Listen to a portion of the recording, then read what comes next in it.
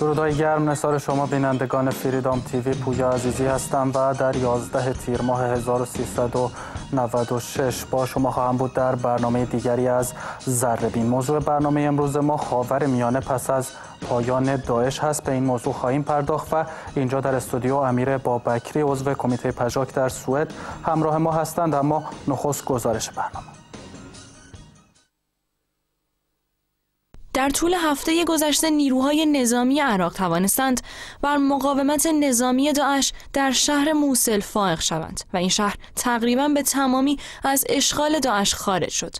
همزمان با این رویداد راهبردی در منطقه، نیروی سوریه دموکراتیک هم در جنوب شهر رقا پیشروی کرد و افراد داعش را در مرکز این شهر محاصره کرد. کارشناسان مسائل نظامی و جغرافیایی سیاسی با تکیه بر روند تحولات پیش بینی می‌کنند که سرعت نابودی داعش در منطقه شتاب بیشتری خواهد گرفت و افراد این گروه تا پایان سال جاری میلادی قادر به مقاومت و ادامه اشغال زمین‌هایی که در اختیار دارند نخواهند بود.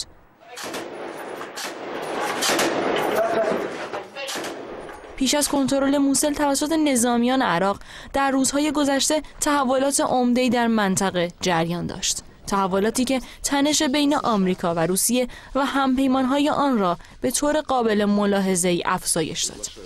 جنگنده ارتش سوریه که روز 28 خرداد قصد داشت مواضع نیروی سوریه دموکراتیک را بمباران کند، توسط ائتلاف به رهبری آمریکا سرنگون شد. پس از این رویداد مسکو به سرعت خط ارتباطی فوری با واشنگتن که با هدف جلوگیری از درگیری ناخواسته بین دو کشور ایجاد شده بود را قطع کرد. اما موضوع به همینجا ختم نشد. وزارت دفاع روسیه بیانیه‌ای منتشر کرد.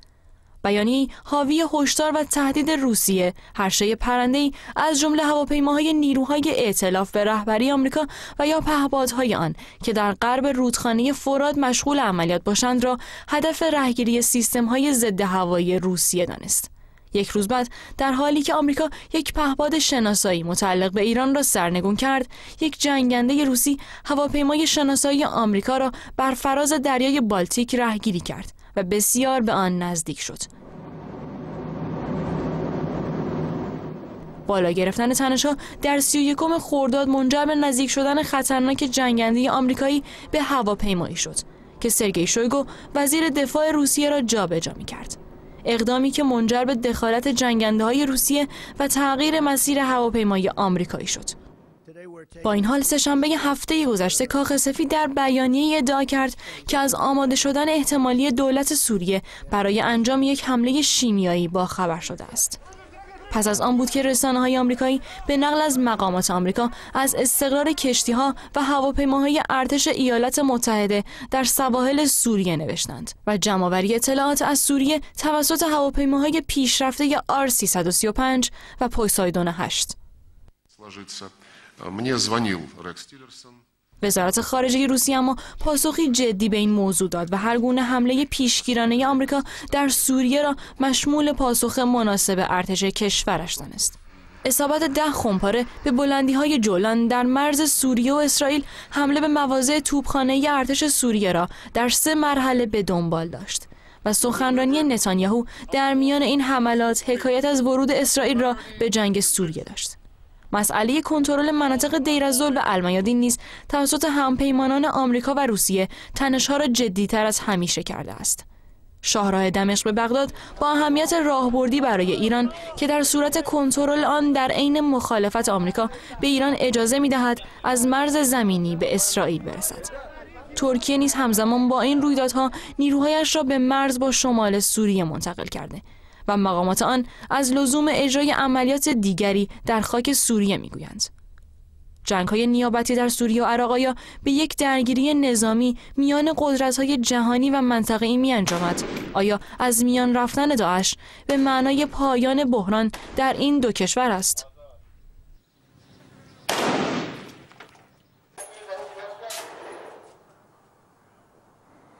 کماکان بیننده برنامه ذره‌بین هستید و اینجا در استودیو سوالاتی را با میهمان برنامه آقای امیر بابکری عضو کمیته پژاک در سوئد مطرح خواهم کرد. خوش آمدید آقای بابکری به برنامه ذره‌بین. خیلی ممنون. با سلام به شما بینندگان عزیز. آقای بابکری، موصل آزاد شده تقریبا و نیروهای عراقی موفق شدن که داعش رو از لحاظ نظامی در موصل ساقط کنن. همینطور در رقا داعش در حال شکست خوردن نیروی سوریه دموکراتیک موفق شده که اونها رو محاصره کنه در مرکز شهر. آیا با از میان برداشته شدن نظامی داعش بحران خاورمیانه حل میشه، به خصوص بحرانی که در عراق و سوریه در جریان هست، یا اینکه ما وارد فاز جدیدی از بحران خواهیم شد؟ بله، همچنان که پیداست و در همین گزارشی که از جنبه‌های مختلف مسئله رو مطرح کرده بود، در واقع ما می‌بینیم بحرانی که در خاورمیانه هست به این سادگی ها نیست و این بحران با پایان یافتن داعش حداقل در همچون اون حضور خودخوانده‌ای که در دو تا میتونیم بگیم پایتخت خودخوانده‌اش رقا و موصل در این مدت چند سال گذشته برپا کرده بود، در واقع بحران نمیتونیم بگیم پایان پذیر هست با مسئله پایان داعش، برای اینکه اساساً بحران عمیق‌تر و ریشه های تاریخی، سیاسی و اجتماعی و بحرانی است که کل ساختار سیستم های دولتی و سیستم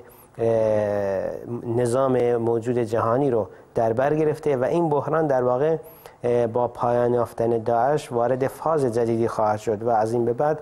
میتونیم بگیم خصوصا دولت ملت های منطقه که وجود داعش برایشون توجیهی بود برای دخالت هاشون در دخالت های فرامرزیشون و همچنین وجود داعش توجیه بود برای قتل عام و کشتارهایی که برای خلقهای منطقه انجام میدادند و بهانه برای ایستار ماندن خودشون قرار داده بودند. میتونیم بگیم مرحله بعد از داعش در واقع مرحله پیاده کردن آلترناتیو ها و مرحله پیاده کردن پروژه هایی است که نیروهای حاکم بر منطقه و نیروهای جهانی در برنامهشون بوده و اینکه تا چه حد میتونن این مرحله رو این دفعه سهمی از ثباتی که در آینده قراره اتفاق بیفته در این منطقه، چه سهمی از این ثبات سیاسی و دیزاین سیاسی جدید رو خواهند داشت. مرحله در این بخش است، به همین خاطر هنوز هم خاورمیانه آبستن بحران ها، جنگ ها و کشمکش های بسیار جدی هست که در همین امسال بسیار سرنوشت خواهد بود، اما پیدا نیست که به این زودی ها این بحران پایان بپذیره. اما در گزارش اشاره شد نیروهای متفاوتی در سوریه و عراق در حال نبرد هستند با هم دیگه، از جمله نقش دولت‌های مختلف و ابرقدرت‌ها در اون بخش وجود داره. به ویژه مثلا آمریکا و روسیه در برابر همدیگه قرار گرفتن. نیروهای همپیمان اینها وجود دارن، ایران و ترکیه و اسرائیل هستند، همسایه‌هایی که سوریه و عراق دارن. اینها همه در این بحران تاثیرگذار هستند، به علاوه گروه‌هایی که هنوز در حال نبرد هستند. بخشی از اونها تقویت شدن و بخشی از اونها در حال شکست خوردن هستند. نقش این نیروهای عمده رو در این مرحله، در این فاز جدیدی که تعریف می‌کنید و میگید که قرار است که پروژه ها پیاده بشن، نقش این نیروها چه است در این مرحله؟ اون چیزی که مربوط به نیروهای بگیم حاکم بر حداقل در طول قرن 20 دو قطب بزرگ نظام مدرنیته سرمایه داری، حالا بگیم در دو بعد شرق و غربش که به رهبری شوروی آمریکا و یا بعدها روسیه و آمریکا و اروپا بود، در واقع اگه یک برگشتی بزنیم به زمینه‌های تاریخی بحران سیاسی موجود، میتونیم شرایطی که الان پیش اومده رو مقایسه کنیم با شرایط بعد از جنگ جهانی اول، حتی نه بعد از جنگ جهانی دوم هم، برای اینکه نظام تا حد بسیار زیادی در طول قرن 20 تونسته بود پروژه دولت ملت رو که میتونیم بگیم لباس بسیار نابجایی بود برای برتن سیستم و ساختار اجتماعی خاورمیانه، میخواست برتن خاورمیانه کنه که متاسفانه یا خوشبختانه این مسئله موفق نشد، چون اساساً وجود پتانسیل اجتماعی و وجود زندگی اجتماعی موجود در خاورمیانه، علیرغم اینکه ما بخوایم یا تلاشی هست که خاورمیانه همچون منطقه عقب افتاده پر از بحران اینجور نشان داده بشه، در واقع بخشی از مسئله بحران اینه که خاورمیانه هیچ وقت 100% در قالب پروژه های سرمایه‌داری خودشو ندید و چیزیه که میتونیم بگیم سرمایه‌داری است. نظام سرمایه‌داری همیشه در خاورمیانه سکندری خورده، همیشه مانع سر راهش بوده. مانع طبیعتا نیروهای دسپوتیک منطقه هم این مانع تراشی در برابر سرمایه‌داری رو در جهت پیاده کردن نقشه‌های شوم خودشون، در جهت کشتار، در جهت جنگ‌های مذهبی اقتدار طلبانه خودشون در بعد دیگرش، یعنی در بعد نوعی واپسگرایی اینو به استفاده کردن. اما در واقع یعنی نیروهایی رو به عنوان به نیابت از خودشون وارد جنگ نیابتی کرد. میتونیم اینو بگیم، اما مسئله اینه که این نیروهای نیابتی هم 100% همسو با اون پروژه هایی که ابرقدرت را پیاده میکنن نیستن، مخصوصا در روز امروز. حالا میخواستم اینو بگم که در واقع این دو قطبی که در طول قرن 20 این منطقه رو در بین خودشون تقسیم میکردن، من یک حالا تصویر یا نقاشی یادم از در کتاب‌های تاریخ مدرسه‌مون که تزار روسیه با فکر کنم مثلا بریتانیا نشسته بود و کره زمین و مثل هندوان بین خودشون قاچ میکردن. این سمبولیک یک واقعیت سیاسی اون منطقه بود. واقعا اراده خلقها، اراده جامعه پایمال شده بود و این دولت ها، ابرقدرت ها واقعا می نشستند و روی یک نقشه، روی میز تقسیم میکردن دنیا را. اما این مسئله در امروز که در خاورمیانه، در بحران امروزین خاورمیانه به این شکل نیست. خارج از، یعنی هر چیزی در اراده ابرقدرت ها نیست. همچنان که در گزارش بود برای نمونه میبینیم علنا در میدان، در هوا حداقل هواپیماها به هم نزدیک میشن، یک جنگ و یک کشمکش جدی در روبرو داره اتفاق میفته، برای اینکه واقعا اینا به توافق نمیتونن برسن بر سر تقسیم منافع خاورمیانه. دلیلش وجود نیروهای سوم هست، دلیلش وجود آگاهی سیاسی، سازماندهی سیاسی و نیروهای سومی هست که خلقهای خاورمیانه صاحب اراده‌ای شدن که دیگه واقعا این نیروها مجبورن به اراده موجود در خاورمیانه و خلقهای خاورمیانه عقب نشینی کنن و اونو بپذیرن. در همین چارچوب ما در واقع ضمن این که نیروهای دولت ملت‌های منطقه هنوز هم امیدی به این دارن که بتونن با جای گرفتنشون در این دو قطب با به اصطلاح نمایندگی کردن مصلحت‌ها و منفعت‌های برای نمونه چین و روسیه و در طرف ایران و بخش دیگر با خوش خدمتی کردن برای نظام سرمایه‌داری در بعد دیگرش که اروپا و آمریکا باشن، هنوز هم امید دارن که اینیشیاتیو عمل رو در دست بگیرن و در این میان برای نمونه نیروهایی مثل ترکیه، عربستان، قطر، ایران و حتی عراق هست که علیرغم بحران بسیار جدی که داره دست و پا میزنه که باز هم سیطره و اینیشیاتیو عمل خودش رو حداقل در داخل عراق به دست بگیره. در این میان وجود نیروی سومی که امروز در شمال سوریه و رجعوا مخصوصا در قالب نیروهای سوریه دموکراتیک داره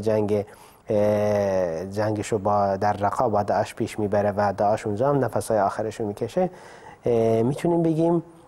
توازنات سیاسی رو در این منطقه به شکلی به جهتی برده که منطقه ضمن این که آبستن بحران ها و جنگ های بسیار کشنده ای است، در عین حال آبستن زایش یک سیستم جدیدی هم هست، آبستن پیش بردن سیستم آلترناتیو نظام موجود دولت ملت هم هست. بحران هست، بحران ساده سیاسی نیست، یک بحران ساختاری هست. نظام در کلیتش داره فرو میپاشه. در این فرو پاشیدن نیروهایی که امیدهاشونو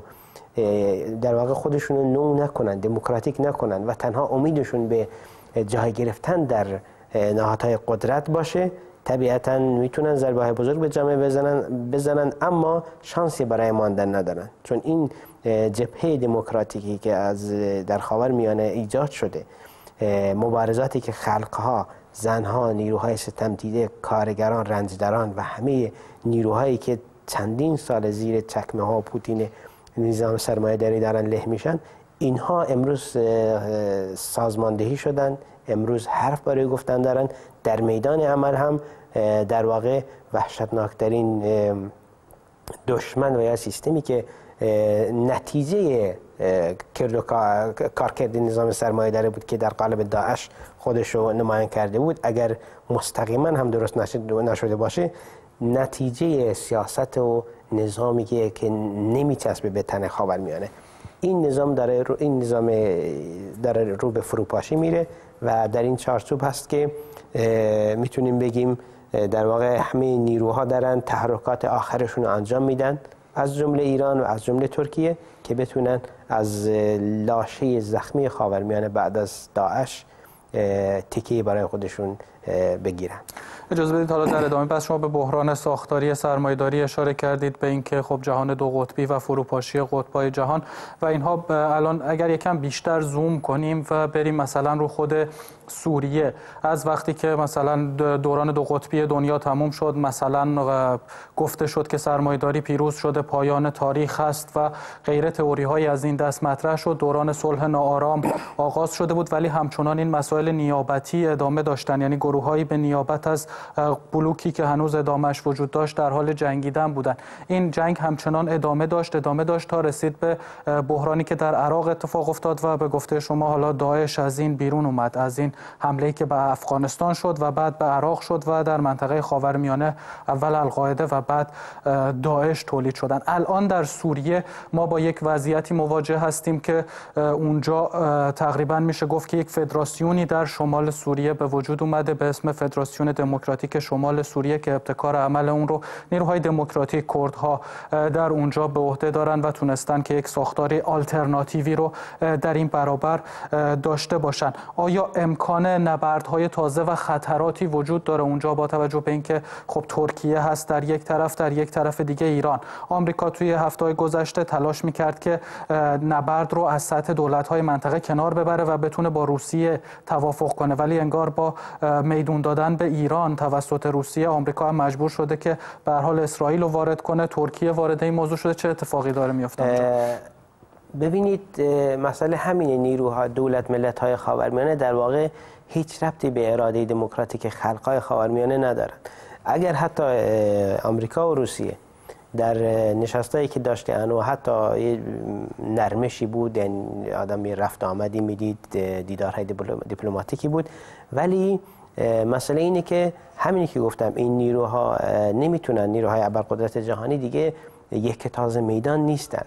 یک تازه میدان نیستن به دو دلیل. یکی این که هر کدومشون نیروهای سرسپرده بسیار خطرناکی برای خودشون دارن. این مسئله جدی هم هست واقعا. الان اگه ایران،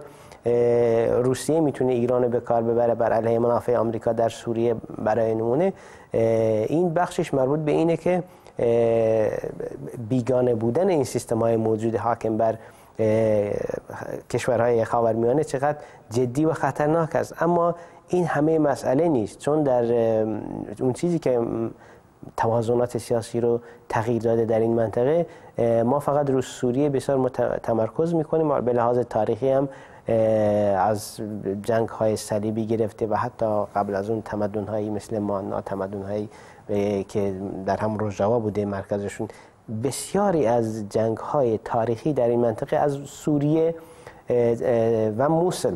این دوتا بسیار سرنوشت ساز بودن. کسی که موصل رو در اختیار داشته، عراق رو در اختیار داشته. کسی که تو سوریه حاکم بوده، در خاورمیانه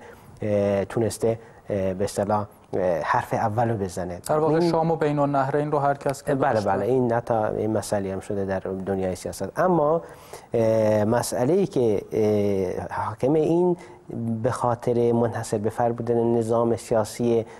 رژیم سوریه نیست. یعنی نظام سیاسی سوریه و نادموکراتیک بودن، دسپوتیک بودن و ضد خلق بودن اون نیست که اینو درست کرده، چون عین فاکت ها در نظام ایران هم وجود داره، در عراق هم وجود داشته، در همه دولت ملت ها وجود داره. یعنی وقتی که ما میبینیم در ایران، اگه امروز سوریه است و ایران نیست، یا دیروز افغانستان بود و عراق نبود، به خاطر خانشش نباید این باشه که مثلا در ایران آرامش است. همین سرکوب، همین اعدام، همین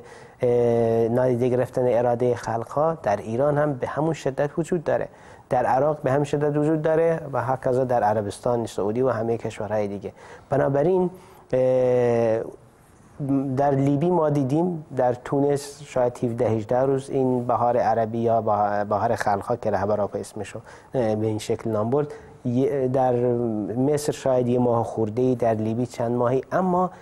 این به خاطر نبود نیروهای آلترناتیو در این کشورها، این پروژه به اصطلاح اسلامیزه کردن که این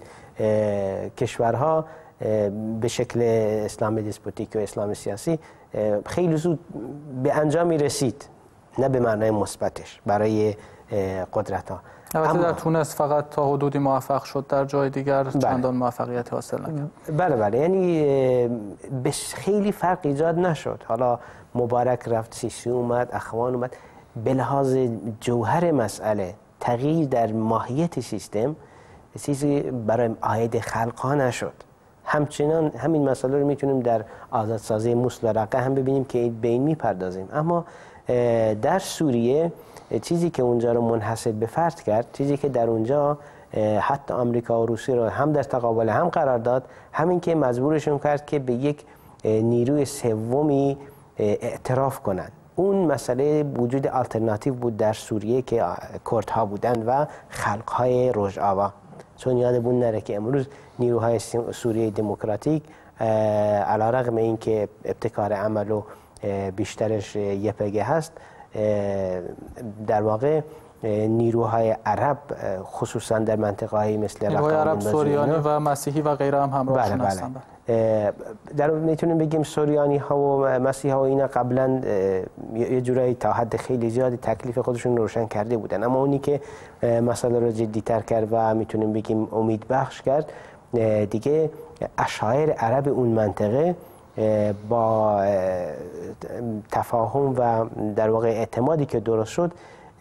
شاید 2 سال قبل هیچ کس تصور نمی‌کرد که نیروهای سوریه دموکراتیک تا امروز به این درصد بسیار بالایش عرب ها تشکیل میدن، عرب هایی که قبلا تحت سلطه نظام سوریه بودن و بعدش هم بخوایم نخواهیم اینا تا حد زیادی بیعت کرده بودن با خلافت خودخوانده. در واقع اونی که میخواستم بگم، اونی که سوریه رو، بحران سوریه رو به این شکل رسون به اون مرحله‌ای که امروز هست، به نوعی بنبست برای ابرقدرت‌ها درست شد، موجود نیروی سوم بود و آمریکا و روسیه هم در واقع خودشون یه توافقاتی کردن. ما علنا پیداست مثلا در غرب رودخانه فرات اینا مشکل دارن که میگه هواپیماهای آمریکا نباید برن اونجا. به ویژه در استان دیر از-زور و منطقه المیادین مشکل اونجاست. مشکل اونجاست به دلیل اینکه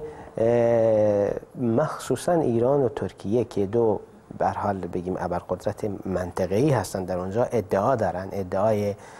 حاکمیت بر خلق‌های منطقه رو دارن. بعد از سلب امیدشون از موسل و رقه الان فوکوسشون روی دیر از-زور هست و این مسئله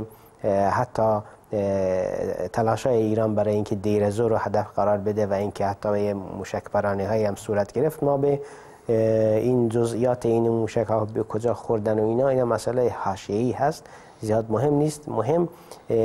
ارسال یک پیام هست و در واقع ناامیدی از رقه و موسل هست که اینسیاتیو عمل رو از دست دادن. ایران تا حدی هنوزم امید داره که بتونه مخصوصا کردهای باشور رو، اتحادیه میهنی و مخصوصا بارزانی رو بتونه به طرف خودش جذب کنه. امید به اونجا هست، اما تحرک‌های هشت شعبی در مناطق مرزی بین باشور و رژاوا، در مناطق مرزی بین عراق و سوریه در بخش‌های پایین‌تر، نشان از این داره که ناامیدی از یا استیصال رژیم جمهوری اسلامی و همپیمانانش در سوریه از دست نیروهای دموکراتیک سوریه میتونه زمین ساز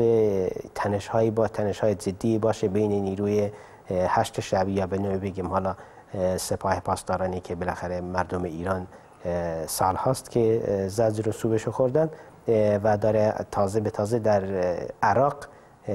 شاید ایران فکر کنه که نقش این قهرمان ضد داعش رو بازی کرده، اما در تقابل با یک نیروی دموکراتیکی که در شمال سوریه تشکیل شده از خلقهای سوریه و از کردها و عربها و سوریانی‌ها و همه خلقهای اونجا، دیگه فکر نمی کنم که یا به این باور ندارم که این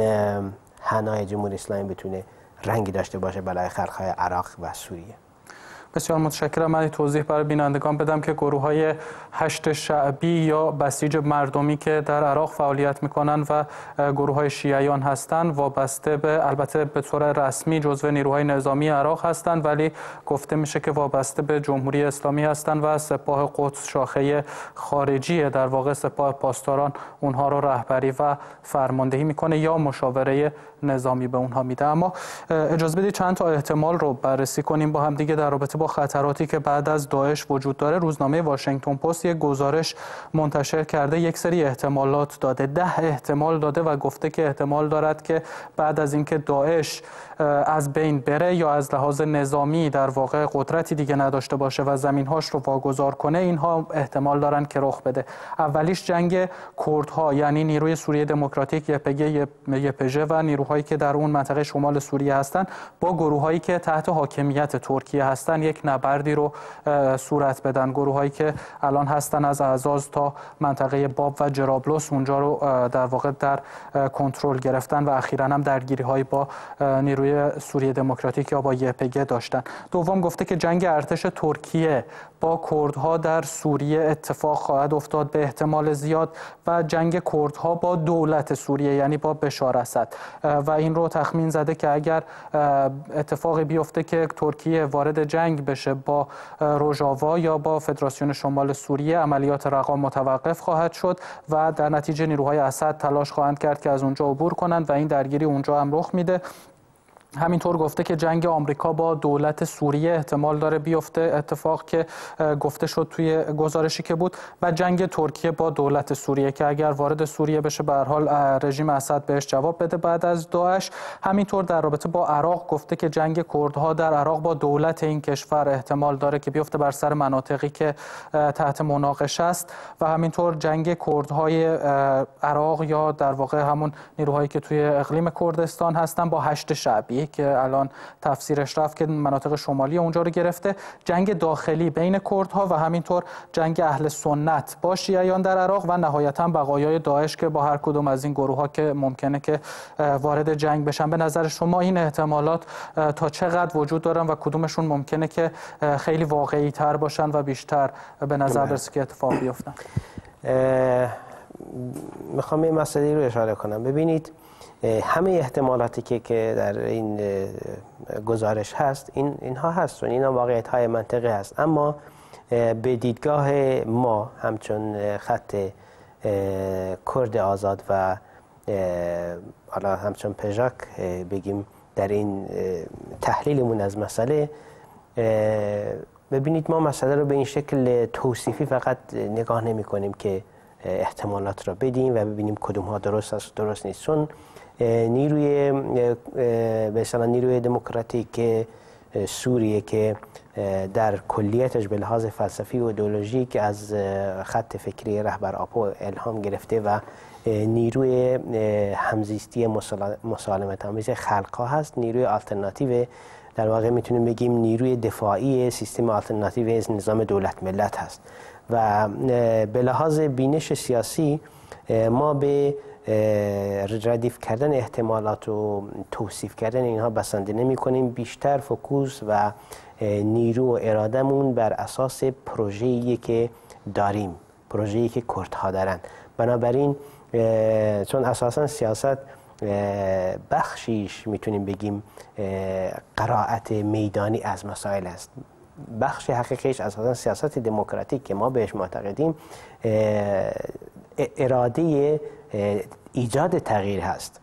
اراده ایجاد تغییر است و ضمن این که همه این واقعیت‌هایی که در این گزارش هست و احتمالاتی که هست وجود داره، چیزی که برای ما مهمه اینه که خلق کرد در کردستان در این مقطع تاریخی به اصطلاح تصمیم خودش رو گرفته و میخواد هم ستاتوی خودش رو به اصطلاح پیاده کنه، هم در عین حال اجتماعی بودن که فاکتور اصلی و خصوصیت ویژه جوامع خاورمیانه است، این مسئله رو تقویت و سازماندهی کنه برای اینکه بتونه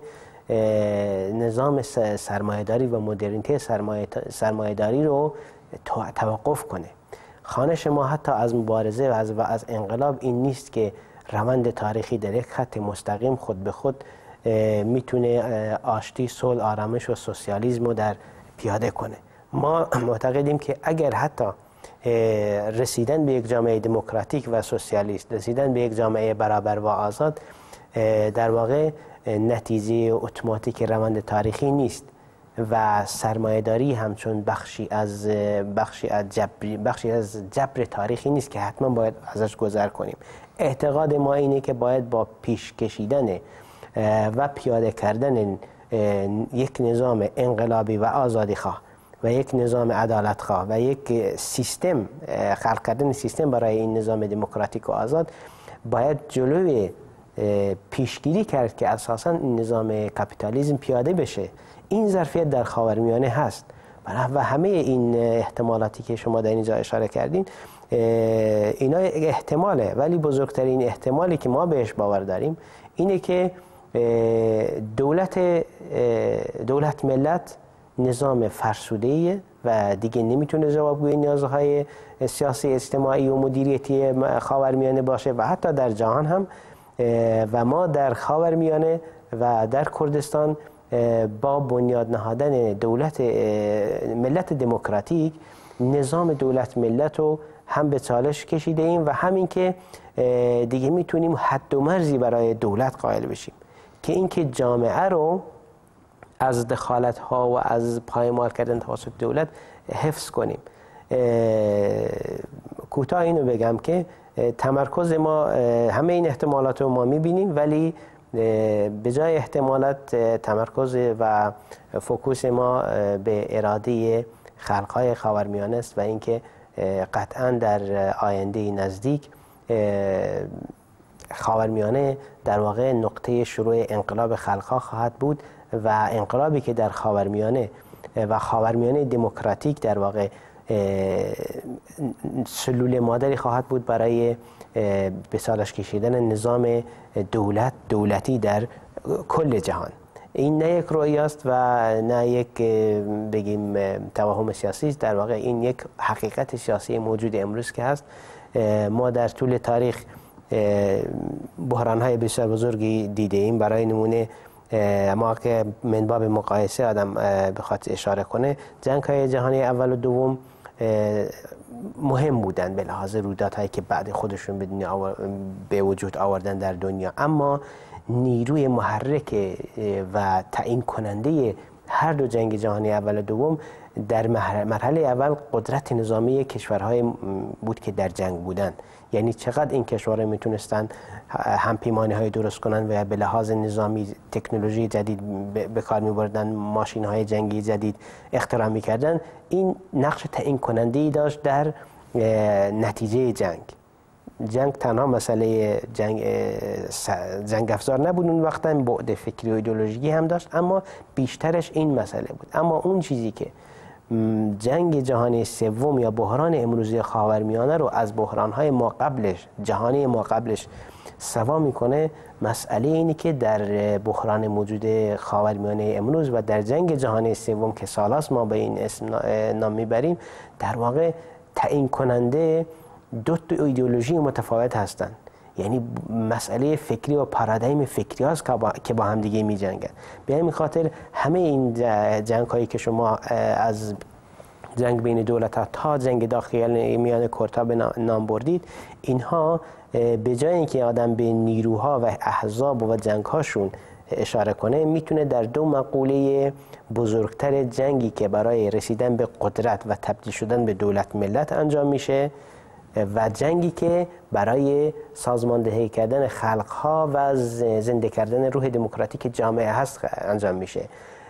خط رهبراپو، خط PKK و خط همه همچون یک ایدئولوژی کلی، خط خلقها و مبارزه زنها و نیروهای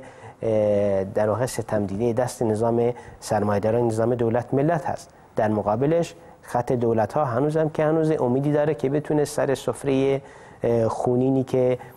سرمایه‌داری در خاورمیانه ایجاد کرده بتونه به نان و نوایی برسه. ولی هدف این نیست که یک جبر تاریخی نیست که حتما این جنگ ها روی بده، اما با تقویت کردن جنبش دموکراتیک و با به تقویت کردن المانهای دموکراتیک و سازماندهی کردن خلقها در قالب کمونها و مجالس خلقها و یگانهای مدافع در مثلا که با متناسب با ظرفیت‌های موجود در هر منطقه از خاورمیانه میتونیم راه رو بر زیاده خواهی‌های دولت ملت‌ها و نیروهای دسپوتیک محلی و مافیای جهانی نفت و دلار که امروزه واقعا داره خاورمیانه رو روز به روز بحرانی تر میکنه، راه رو بر این بست. یه چیز مطلق نیست، اما یک اراده‌ای وجود داره که بتونه نقطه توقفی باشه بر این زیاده خواهی های هم رژیم های دسپوتیک منطقه‌ای و هم به اصطلاح قدرت های جهانی. و این بحران هایی که الان در خاورمیانه و آبستن بودن به این همه جنگ های داخلی که شما اشاره کردین، در واقع از این نشأت میگیره که توازنات قبلی به هم خورده، این نیروها دیگه نمیتونن در توافق با هم دیگه بتونن حقوق انسان ها رو در این منطقه پایمال کنه. دقیقاً مسئله همین هست، یعنی که وقتی که این احتمالات رو ما میذاریم کنار همدیگه و این نیروهایی که داره برای همدیگه قرار است که با همدیگه به احتمال وارد جنگ بشن، اینها وابسته به قدرت‌های دیگری هستند، یعنی منافعشون به هر حال گاهی همپوشان میشه و گاهی متضاد میشه، وارد همپیمانی‌هایی میشن یا از همپیمانی‌های جدا میشن. همونطوری که مثلا ترکیه توی 2-3 سال گذشته بارها با آمریکا، با روسیه، با ایران، با کشورهای مختلف وارد پیمانی شده به خاطر اینکه منافع متضادی هر لحظه با هر کدوم از اینا داشته و سیاست خارجی مشخصی رو نشون نداده تو تمام این مدت. بحث همین هست، اینکه اگر یک مناطقی آزاد شده هستند، یک مناطقی کمونال داره میشن، نیروی دفاعی خودشون رو دارن و امروز به عنوان یک فدراسیون ازشون نام برده میشه و آلترناتیو دولت ملت هستن، اینها الان با چه خطراتی روبرو هستند؟ چون دولت ملت ها و ابرقدرت ها طبیعتاً به راحتی اجازه نخواهند داد که این مناطق ببالند و تبدیل بشن به یک قطبی که در برابر سرمایه‌داری قرار بگیره و به هر حال اینها خطراتی برای اونها ایجاد میکنن و طبیعتاً اونها همین خطر رو احساس میکنن. بحث این هست که آیا این خطرات چقدر هست اساساً، یعنی از جانب چه کسانی است، به ویژه مثلا از جانب کدام دولت ملت ها بیشتر است و تا کی ادامه خواهند داشت، چجوری ادامه خواهند داشت؟ دقیقاً این مسئله یعنی یک نگرانی که بالاخره این دولت ها به همین راحتی دست از منافعشون بر نمیدارن. ما مخصوصا دولت های نوپا و یا میتونیم بگیم نیروهای جدید و نوپایی که در منطقه درست میشن، از جمله اینها نیروهای برای نمونه حزب دموکرات کردستان عراق که ادعای حاکمیت بر حداقل کردستان عراق رو داره و هم پیمانی‌هاش با رژیم AKP و ترکیه که خب چیزی نیست که دیگه بشه پنهانش کرد. اینها واقعا وجود داره، اینا تهدیدهای جدی هستند. این نشان از این میده که مسئله بحرانی که ما بهش اشاره میکنیم و امیدهایی که در چند سال گذشته در شمال سوریه و رجعوا به وجود آمده هم به این آسونی به دست نیومده، بسیار هزینه بردار بوده. فقط حقیقتی هم هست، حالا تا حد زیادی هم امروز دیگه حجم اراده‌مندی نیروهای موجود تقریبا به اثبات رسیده. برای نمونه ترکیه در کوبانی، در گرسپی، قبلترش توسط جبهه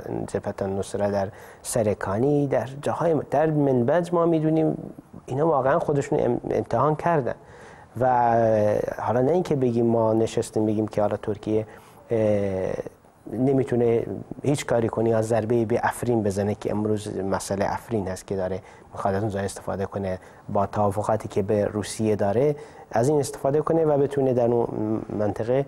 ضربه های وارد کنه. اما این مسئله این نیست که ما بگیم نه نمیتونه و ضعیف و اینا. این سیستمی که در اونجا و ایجاد شده و برای این سیستم انسان ها خون دادن، برای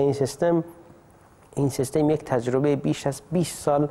سازماندهی بسیار ریز و دقیق رو در میان خلق روژاوا داره. یعنی یک زمینه های تاریخی هم برای این مسئله هست، به همین آسونی نه پدید آمده و در این حال برای ترکیه هم آسون نیست که بتونه مثلا دخالت در سوریه انجام بده. اون وقت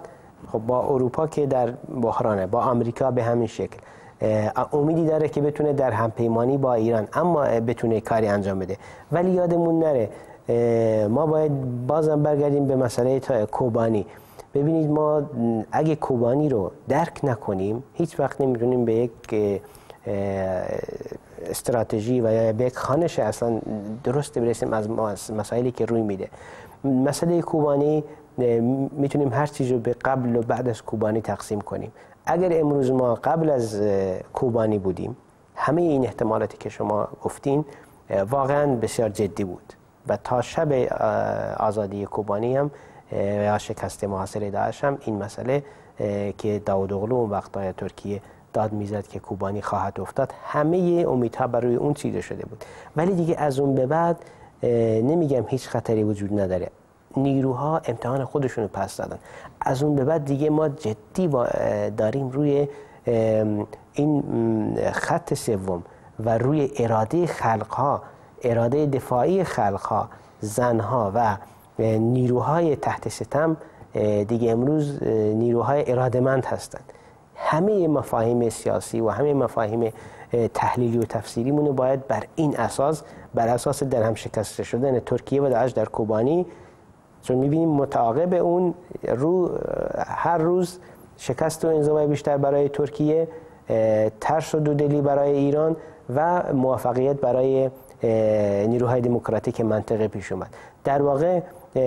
این چالشی که بین مثلا ترکیه و عربستان یا عربستان و قطر و این جبهه خلافت بگیم روی داد، پس لرزه هایی است که از زلزله کوبانی بر سر این خط سیاسی اومد. حتی شما اینو میبینی این برای ایران هم خوشایند نبود. برای ایران پایان داعش، پایان توجیه حضورش در سوریه است که این برای خیلی سرنوشت سازه، چون ایران چند سال پیش ادعا کرد که از مشهد و قم داره توی سوریه دفاع میکنه، مشهد رو اونجا داره دفاع میکنه. این سخن بسیار مفهوم و یعنی محتوای بسیار زیادی داشت. اینا بنابراین وقتی که داعشی نباشه، نیروهای دموکراتیک محلی و خلقهای سوریه اونجا رو اداره کنن، دیگر دلیل برای یعنی در این جبهه خلافت که درز افتاد به لحاظ اتوریته این ایرانه که باید به خودش بیاد و این تقالاهایی که اخیراً انجام میده ایران و حتی این کشمکش هایی که در درون نظام وجود داره، روزانه میبینیم بر علیه دیگه به اصطلاح سخن پراکنی میکنن بر علیه هم دیگه این جناحهای نظام، نتیجه همون شکست است. منظور من از این خلاصش کنم این بود که این جبهه مخالف دموکراسی در خاورمیانه که جبهه دولت ها و مافیاهای قدرت و بستزد و بندهای انواع نیروهای نظامی بی پرنسیب و دور از هر گونه اخلاق انسانی، این جبهه یک دستی نیست در واقع و این امید بزرگیه که در نتیجه یک دست شدن جبهه خلقها درست شده. این یک مبارزه است. اگه به طور خلاصه بخوام پاسخ به این سوال شما بدم که اینکه این نظام دموکراتیکی که خلق میشه چه تضمینی وجود داره که تسلیم اراده خلقانه شه، این نه معجزه است نه هیچ، فقط اراده و مبارزه است و رهبر در دفاعیاتش به یک مسئله اشاره میکنه، میگه برای اینکه خب این اتوریته اجتماعی، این کمون ها و مجالس خلقی تشکیل میشه، چی بشه که این همچون به میکروب قدرت آلوده نشن. جوابی که میده دقیقا همینه، میگه تنها راه اینه که همچون صوفیان که 24 ساعت ذکر و تسبیح میکنن که توبه میکنن، خودشون رو انتقاد میکنن که نباید بیفتن در دام قدرت. تنها راه ما هم همینه که 24 ساعت که همچنان که نظام سرمایه‌داری و دولت ها دارن رو به هر طریقی روی مغز ما، روی اراده ما کار میکنن، وظیفه ما هم اینه که مبارزه بی‌وقفه است. یعنی مبارزه بخش موقتی، بخشی از زندگی نیست که بگیم که به نتیجه رسیدی دیگه تموم شد. بله، یعنی در واقع تداوم مبارزه و فرهنگ مبارزه و فرهنگ انقلابی در فرهنگ زندگی روزانه اون جوامعی که به آزادی رسیدن. بله، یعنی به هر حال با وجود اینکه داعش آمد و مبارزه های با داعش صورت گرفت، داعش در حال رفتن است، در کنار این یک جبهه عمده‌ای به وجود اومد که این جبهه اراده‌مندی خلق‌ها رو در واقع نمایندگی میکنه و بعد از اون اگر تنش‌های بین جبهه‌های مختلف دولت‌ها و سرمایه‌داری و هر چیزی ادامه داشته باشه، اون جبهه همچنان به مقاومت خودش ادامه خواهد داد و تلاش‌های خودش رو پیش خواهد برد برای اینکه آلترناتیوش رو بتونه بر روی زمین مستحکم کنه. اما به عنوان آخرین سوال برنامه، فرصت زیادی تا پایان برنامه نیست. روندهای صلح گوناگونی اتفاق افتاد، چه در آستانه، چه در ژنو، چه در جاهای دیگری، برای اینکه بتونن نیروهایی که در سوریه درگیر هستن رو با هم دیگه به یک فضای مناسبی برای آشتی برسونن، اما نتیجهش فقط آتش‌بس‌های شکننده بود و اتفاق خاصی نیفتاد. هی تنش‌ها بیشتر بالا گرفتن. در چه شرایطی با همین وضعیتی که موجود هست آیا امکان داره که آرامش به سوریه برگرده؟ همه نشست هایی که انجام شد از چندین ژنو تا آستانه، حالا آستانه یک ادعاهایی داشت، ولی در واقع میتونیم بگیم اصل مذاکرات بعد از جنگ، مذاکرات تنش زدایی، مذاکره برای رسیدن به تفاهم، همه اینها بعد از سقوط رقه آغاز میشه. چون دیگه از این به بعد تکلیف بسیاری از نیروها روشن هست. ترکیه و داعش و نیروهای وابسته به ترکیه که مقرشون استانبول بود، اینها در واقع میخواستن بدون خارج از اراده خلقها و مخصوصا خلق کرد در روژاوا با دادن امتیاز به اروپا و بعد از ناامیدی به